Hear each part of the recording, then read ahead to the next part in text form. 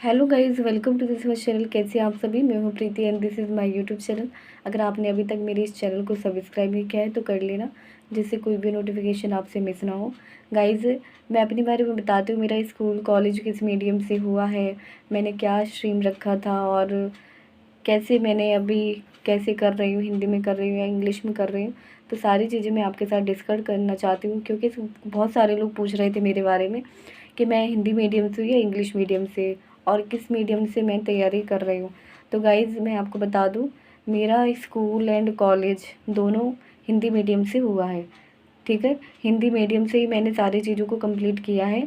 और जैसे ही मैंने फिर बैंक की प्रिपरेशन स्टार्ट की थी, तो सडनली मैंने चेंज कर दिया अपना मीडियम। वो इस वजह से, क्योंकि मुझे लग रहा था कि बैंक में अगर जा रहे हैं तो इंग्लिश बहुत ही इम्पोर्टेंट होगी।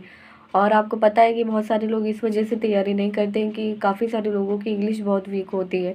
उन्हें लगता है कि उनकी इंग्लिश इम्प्रूव हो ही नहीं पाएगी। तो इस वजह से वो या तो वो बैंक की तैयारी नहीं करते हैं, या फिर करते हैं तो हिंदी मीडियम से करते हैं। तो फिर मैंने सोचा कि इंग्लिश मीडियम से करती हूँ। तो इंग्लिश मीडियम से मैंने स्टार्ट किया, बट फिर 6-7 महीने तक ऐसा लगा कि इंग्लिश मीडियम से करके मैंने गलती कर दी। अब बहुत सारी चीज़ें ऐसी हो गई थी मेरे साथ कि मैं आपको क्या बताऊँ, कि मेरी रीजनिंग अच्छी चल रही थी, बट क्वांट में कुछ समझ में नहीं आ रहा था। और करंट अफेयर्स वगैरह वो भी ठीक नहीं चल रही थी, इंग्लिश मीडियम से कर रही थी मैं। तो इस वजह से बहुत सारी चीज़ें ऐसी हुई थी जो प्रॉब्लम क्रिएट कर रही थी इंग्लिश की वजह से। बट धीरे धीरे मैं करती गई, धीरे धीरे करती गई, हैबिट बनती गई। डेली बेसिस पे वही क्वेश्चन सॉल्व करना, सारी चीज़ें फिर हैबिट बनती गई। तो देखिए, इंग्लिश मीडियम से करना इतना डिफ़िकल्ट नहीं है। अगर आपकी हैबिट बन जाएगी तो सारी चीज़ें ऑटोमेटिकली ईजी हो जाएंगी। वो तो रहता, अगर हम हिंदी मीडियम से होते ना तो वो हमारी हैबिट बन जाती है कि हिंदी मीडियम से ये सारी चीज़ें करना है। बट अगर आप इंग्लिश मीडियम से करना चाहते हो तो आप कर सकते हो। मैंने भी इंग्लिश मीडियम से स्टार्ट किया था और अभी सारी चीज़ें सही चल रही हैं। बस मेरी थोड़ी इंग्लिश वीक चल रही है, जिसकी वजह से मेरा थोड़ा दिमाग ख़राब रहता है, बट उसको भी मैं बहुत अच्छे से इम्प्रूव कर लूँगी। जब तक मेरे एग्ज़ाम आएंगे तब तक मैं बहुत अच्छे से इम्प्रूव कर लूँगी। और इसके बाद मैं, आप लोग पूछ रहे थे कि मेरा स्कूल एंड कॉलेज आपने किस स्ट्रीम से किया है।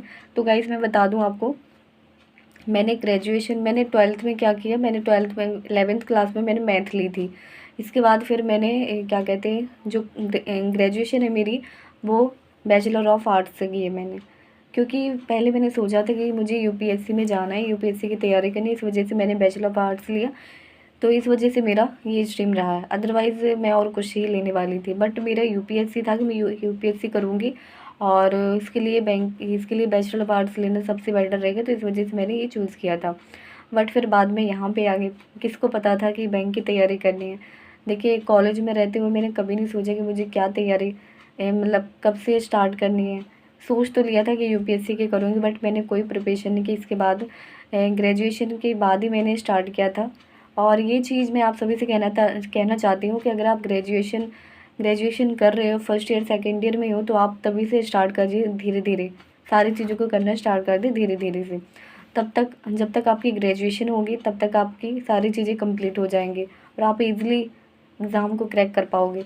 तो यही चीज़ मैं कहना चाहती हूँ। मैंने बहुत बड़ी गलती की है कि मैंने ग्रेजुएशन से नहीं सोचा कि मुझे क्या करना है, इतनी सीरियस मैं नहीं रही पहले।